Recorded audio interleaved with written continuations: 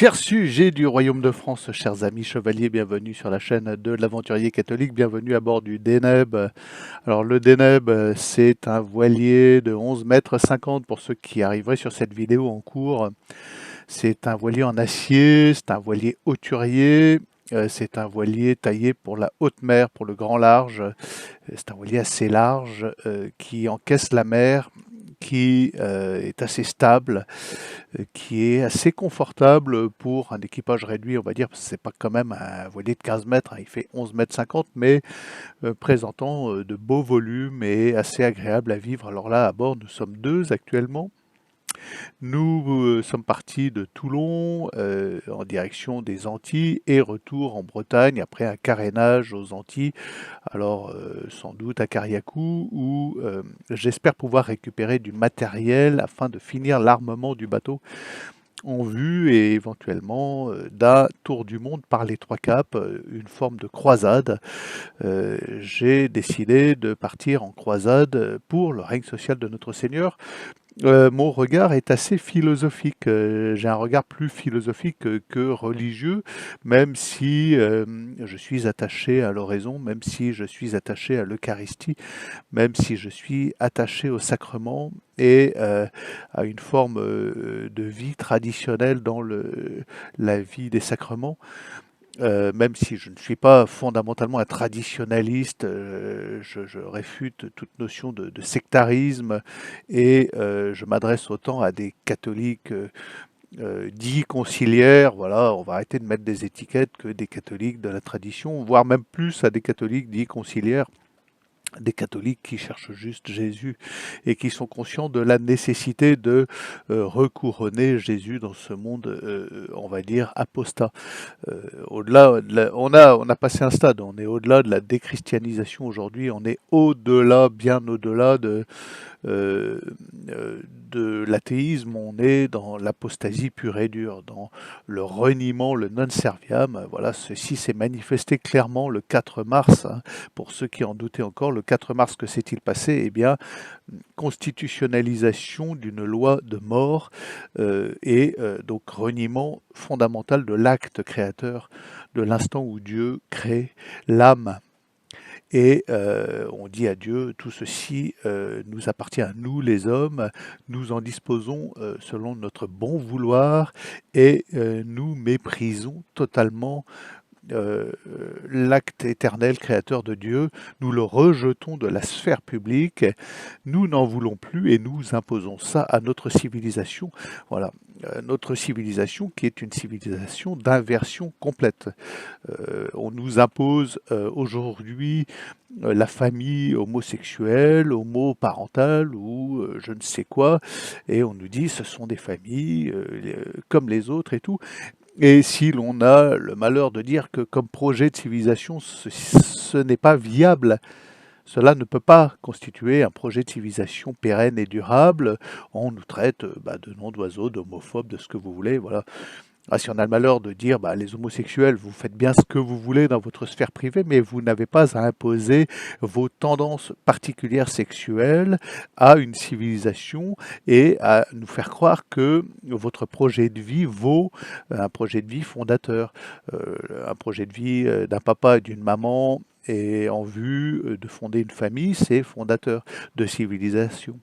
Et votre projet de vie à vous, non. Il est auto-centré sur vos rondelles, excusez-moi de l'expression, même si cela vous choque, c'est une réalité profonde. Donc vous faites bien ce que vous voulez dans la sphère privée, mais on ne peut pas généraliser votre mode de vie à une civilisation tout entière et prétendre que cela sera pérenne, durable et permettre à une civilisation d'atteindre son bien commun qui est sa fin, ce qui le finalise, à savoir la vision béatifique pour tout un chacun, le salut des âmes. Excusez-moi, c'est le but à atteindre pour chacun d'entre nous et on le fait d'une façon collective en ployant communautairement le genou devant le Seigneur Jésus-Christ. Il n'y a pas d'autre alternative aujourd'hui. Et on le voit bien, hein, le combat que nous vivons actuellement au niveau politique est totalement eschatologique. Il est impossible de dire le contraire, que ce soit, vous voyez, vous assistez à la lutte sanglante des juifs israéliens sionistes, hein, pas tous les juifs, enfin j'en sais rien. Moi personnellement, je ne connais pas de juifs. Les seuls juifs que je connais, je les vois profaner, procéder à des exactions, des meurtres, des crimes de masse envers les Palestiniens, envers les Libanais, attaquer les Iraniens, enfin tout ce qui est leurs voisins, quoi. Haïr. Voilà, on s'était dit, bah, ces gens-là, ils ont connu la Shoah, alors on va leur donner un pays et ils seront générateurs de paix, d'harmonie, de concorde. C'est tout l'inverse. Depuis que l'État d'Israël est fondé, c'est chaos mondial. Ah, je suis désolé, c'est un constat. Et moi, je le fais à 58 ans parce que j'ai presque vu naître ces choses-là et on les vit depuis l'enfance, quoi. Mais des jeunes de 20 ans commencent à vraiment ne plus supporter ces choses-là. Et la carte Shoah ne marche plus, ne fonctionne plus.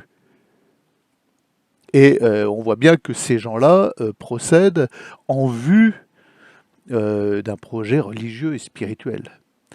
Voilà, qui est l'arrivée du Machiar, et le Machiar n'est nul autre que l'Antéchrist, parce que le seul destin des Juifs, excusez-moi, le seul destin des Juifs, que je respecte, hein, c'est d'accueillir et recevoir le Messie, le Sauveur, et le seul Sauveur, Jésus-Christ. Le Juif n'a d'autre destin que de ployer le genou devant le Seigneur crucifié. Il n'en a pas d'autre. Il n'a pas d'autre raison d'être sur cette terre. Et on voit que le salut vient des Juifs. Le fait est que le salut vient des Juifs.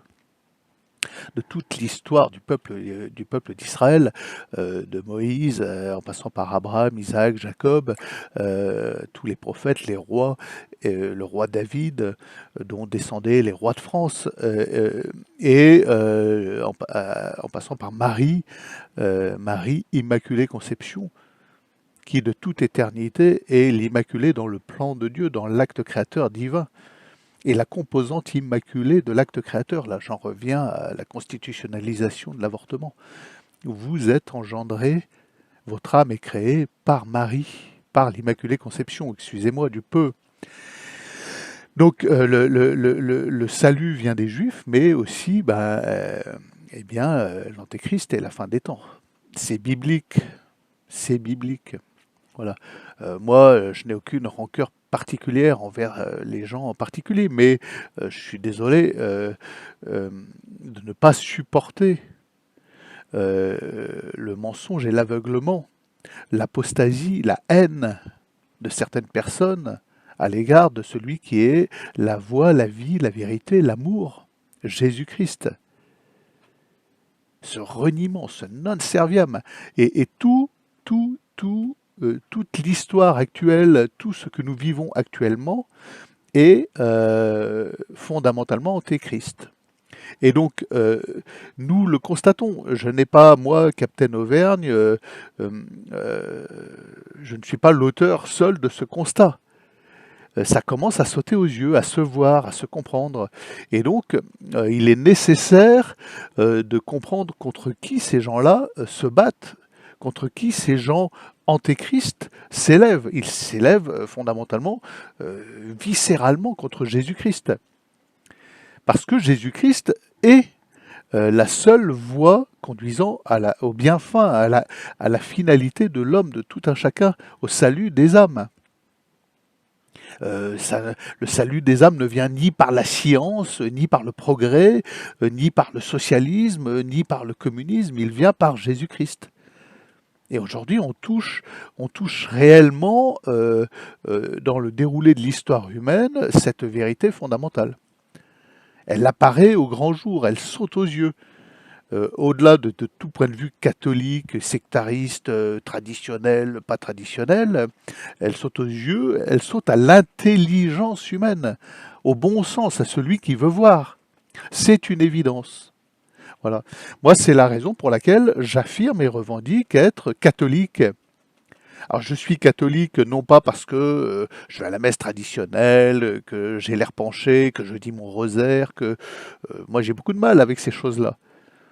Je suis catholique parce que je comprends dans mon intelligence que l'acte créateur euh, euh, passe par la composante de l'Immaculée Conception, par le vecteur de l'Immaculée Conception, et fondamentalement marial, et que cet acte créateur est éternel et est un acte pur dans un instant d'éternité, qu'il est actuel, c'est le cas de le dire, que Dieu n'a pas créé une fois pour toutes, puis s'est retiré tel un démiurge, voilà, je me repose, maintenant c'est terminé.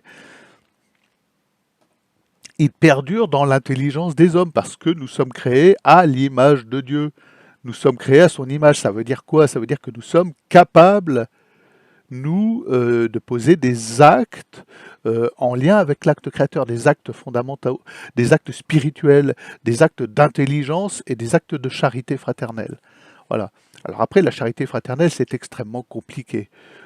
Je n'ai pas, moi, de définition de la charité fraternelle. Est-ce que dans ma vie, j'ai posé un seul acte authentique de charité fraternelle?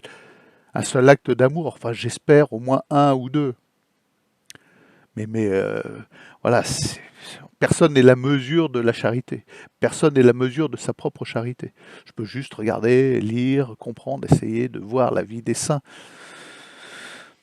Mais moi, personnellement, je suis nul en charité. Je ne suis pas du tout une cause exemplaire de la charité. Et ceux qui peuvent me dire, ah bah si, moi, tous les jours, j'exerce la charité fraternelle, bon, voilà, il n'y aura pas de mal, même s'ils sont très catholiques, très fervents, à démontrer qu'ils confondent souvent la charité et l'altruisme et la tolérance et ce genre de trucs. Voilà.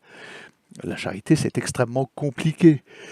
Donc voilà, moi je pars en croisade réellement, littéralement. Je pars en croisade parce que euh, dans l'état du monde actuel, dans l'état d'apostasie mondiale, il n'y a pas d'autre alternative que de proclamer le règne social de notre Seigneur sur le monde entier, pas que sur la France. Le Christ est roi du monde, roi de la création. Et il tire la création, il élève la création vers son bien fin, vers ce qui la finalise, vers la glorification de toute la création, de tout l'univers. Et l'homme vers la résurrection de la chair, vers le renouveau dans la spiritualité, dans la gloire. C'est ce qui est notre destin, il n'y en a pas d'autre. Et ceux qui disent non, c'est le néant, et puis on va conformer la civilisation à cette vision nihiliste des choses, on voit bien vers où cela nous attire. Les gens sont malheureux, les gens sont tristes, les gens qui se conforment à ça et qui se plient aux desiderata monstrueux des globalistes, mondialistes, satanistes, vont vers leur malheur.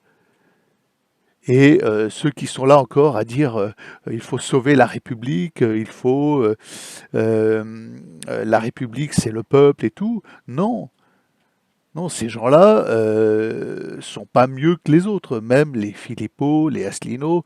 Alors, dans le constat qu'ils font de la déchéance de nos élites actuelles, ils ont juste, hein, ils n'ont pas tort, mais leurs méthodes sont totalement has-been.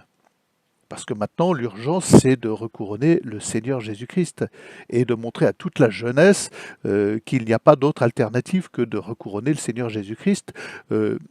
Voilà, moi je vois bien comment vivent les jeunes actuels, hein, je le sais. Ils sont dans une schizophrénie absolue. Chacun fait comme il veut. Les familles, famille homosexuelle, ça vaut une famille hétérosexuelle.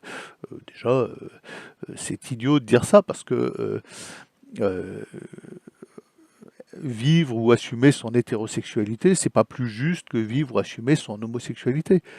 On vit pas une sexualité désordonnée, on vit une sexualité en ordre, avec son épouse, dans un lien d'amour et de charité fraternelle que l'on essaye de construire le plus possible. Et ça transcende la sexualité. Je ne suis pas hétérosexuel pour être hétérosexuel. Je ne revendique pas l'hétérosexualité.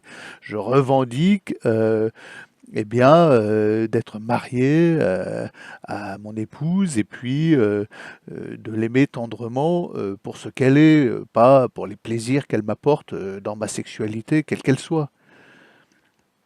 Est-ce que vous saisissez le piège en fait de cette dualité hétérosexualité, homosexualité? C'est un piège en fait. C'est réducteur par rapport à à ce que constitue réellement le foyer, la famille. Ça transcende la sexualité. Bon, de toute façon, la schizophrénie de ces jeunes qui veulent notre bien, mais en passant par la phase de désespoir et par des éléments tronqués, viciés, une base qui n'est pas juste. On fait comme on veut, la civilisation c'est la modernité et chacun fait ce qu'il veut, c'est la gauche, hein. Il faut respecter et tolérer, et en même temps cette intolérance totale vis-à-vis de ceux qui essayent de générer un espoir, une espérance catholique, de dire que l'on vive ou que l'on meure, de toute façon notre destin est spirituel. Et la seule prière que doit faire un chrétien ou quelqu'un de profondément humain, c'est de demander à son Créateur la grâce d'une bonne mort. Parce qu'on est tous mortels et on est tous amenés, ça peut être là maintenant dans 5 minutes, un AVC, ce que vous voulez, une crise cardiaque, une météorite, un bateau qui coule au large, ou n'importe quoi. On est tous amenés à mourir, mais c'est la seule prière que l'on doit faire, que l'on doit avoir dans le cœur, la grâce d'une bonne mort. C'est pas le salut de Gaïa ou je ne sais quoi. Donc il est urgent de respiritualiser toute forme de débat politique. De tendre, de générer déjà un espoir pour le salut, parce que quelqu'un qui espère et qui croit dans le salut, dans ce que nous apporte Jésus-Christ crucifié, se place en dehors de ces querelles. Il s'extrait, il est en état de sécession avec ces républicains fous qui finalement vont de malheur en malheur, de déception en déception. Parce qu'ils oublient l'essentiel. Moi, quand je vois ces pseudo-catholiques, les poissons et tout ça, qui ne parlent même pas de remettre en question la constitutionnalisation de l'avortement si jamais ils étaient au pouvoir. Voilà, tout ça, c'est des acquis, mais oui, parce que c'est la République. Mais c'est pas le peuple n'a pas voulu ça, hein. Mais le peuple n'est plus éduqué sur ces questions. Le peuple, il dit ah bon, bah, je savais même pas, je n'en savais rien. Mais c'est ce non serviam final qui fait que nous allons actuellement dans un précipice et que nous sommes au cœur du maelstrom qui s'accélère. On assiste bien à une accélération du chaos, hein. Il se passe plus rien de bon, de bien en France actuellement. Au niveau politique, métapolitique, ce que vous voulez, plus rien. Toutes nos élites sont totalement corrompues, perverties et aveuglées au bien. Voilà. Alors moi, ce que j'essaye de faire sur ce bateau, c'est donner un élan d'espérance, d'espoir et tirer, à montrer qu'on peut, quel que soit son mode de vie, même si on part à l'aventure, on peut essayer de tirer les âmes vers ce qui est, vers Jésus-Christ, vers la seule voie, la seule sortie, c'est la voie. Il n'y en a pas d'autre, que vous le voyez ou non, que vous soyez athée, musulman, juif ou autre. D'ailleurs, si vous êtes juif, je le répète, votre seul destin, c'est de reconnaître, de ployer le genou devant, non pas devant un espèce de Machiar à venir qui ne sera autre que l'Antéchrist, mais devant Jésus-Christ. C'est votre seule porte de sortie. C'est là où vous êtes attendu par l'histoire, par le déroulé de l'histoire. Et là, on voit que vous allez totalement vers l'opposé. Vous êtes des générateurs de chaos, de dissension, de haine, de violence, de mort. Et l'humanité commence vraiment à le voir. Et il n'y a pas d'autre vision de ces choses-là que la vision eschatologique. Vous êtes en train de nous faire entrer dans la dernière lutte, la lutte de l'Armageddon, le combat de l'Armageddon et le dernier combat eschatologique. Nous sommes proches, nous n'avons jamais été aussi proches du terme de cette histoire. Ah, ça, c'est une évidence.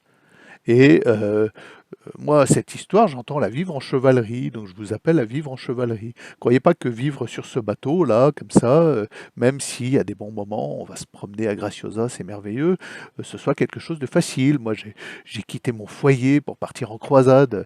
Je serais aussi bien chez moi, dans mon petit jardinet en Auvergne, avec mon fils, mon chien, mes chats, et puis surtout mon épouse à prendre mon petit déjeuner devant ma baie vitrée plein sud, sans aucun vis-à-vis, juste les montagnes et les collines à 1000 mètres d'altitude.